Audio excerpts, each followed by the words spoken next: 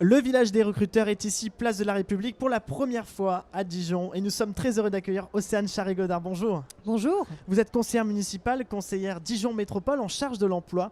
Vous faites partie des acteurs principaux pour la réussite de ce salon. Sans vous, il n'y aurait pas autant de monde aujourd'hui. Pourquoi avoir dit oui au village des recruteurs ? Nous avons dit oui parce que l'emploi est une priorité pour les femmes, les hommes du territoire. On a dit oui aussi parce que on a eu confiance aussi dans l'agence Aglaé qui nous a proposé d'organiser ce village des recruteurs. On a vu que c'était un événement digne, de qualité, comme ça a pu se faire dans d'autres villes en France.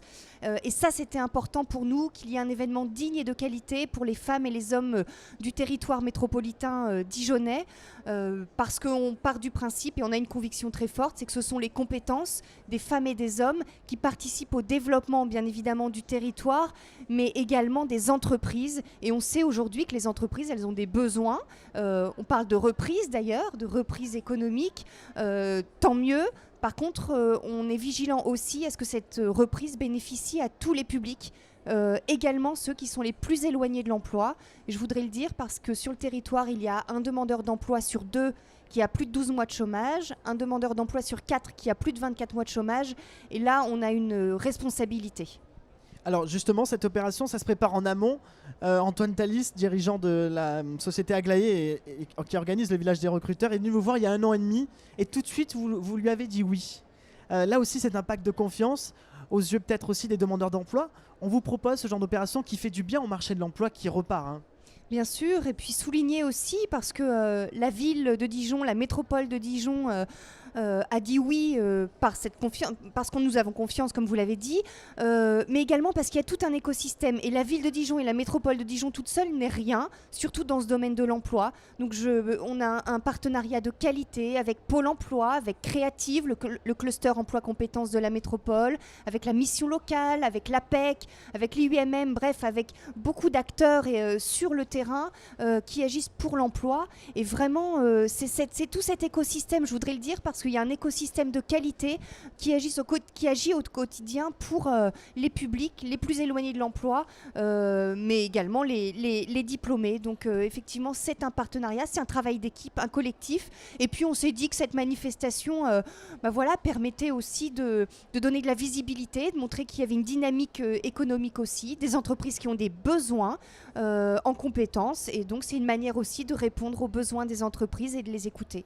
Alors vous l'avez dit, le village des recruteurs, c'est partout en France, mais on sent particulièrement ici à Dijon que l'emploi, c'est avant tout, vous l'avez dit, une démarche collective aux yeux des entreprises, des organismes. J'imagine que ce lien que vous avez réussi à créer, ça ne s'est pas fait d'un coup d'œil, il a fallu plusieurs années. Dijon avait un surnom, la Belle Endormie. Aujourd'hui, c'est du passé, n'en parlons plus. On sent vraiment que de ce point de vue-là, au niveau de l'emploi, il y a eu tout un lien qui a été tissé.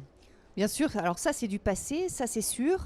C'est vrai que depuis 2001, grâce à l'impulsion de François Rebsamen et de ses équipes, il y a une véritable dynamique. Il n'y a qu'à voir les projets menés, la transformation de la ville et aujourd'hui métropole. Donc vraiment il y a un rayonnement qui est intense et tant mieux, et qui nous donne de l'ambition, qui nous donne un dynamisme, de l'envie, de la confiance. Donc tout ça effectivement se matérialise aujourd'hui à travers cet événement, mais plus largement sur l'emploi.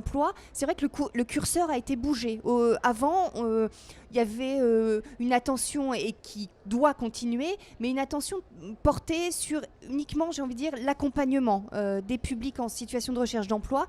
Aujourd'hui, on a souhaité davantage être en connexion avec les entreprises, qui nous paraît juste être du bon sens, pour bien comprendre et identifier les besoins des entreprises, pour pouvoir adapter aussi l'offre de formation, et puis bien évidemment les mettre en cohérence avec les besoins des publics. Donc voilà, c'est un système, c'est un collectif qui aujourd'hui fonctionne, en tout cas au service des entreprises et du territoire. Allez, dernière petite question. Océane Charret-Godard, vous êtes conseillère municipale et conseillère Dijon Métropole en charge de l'emploi.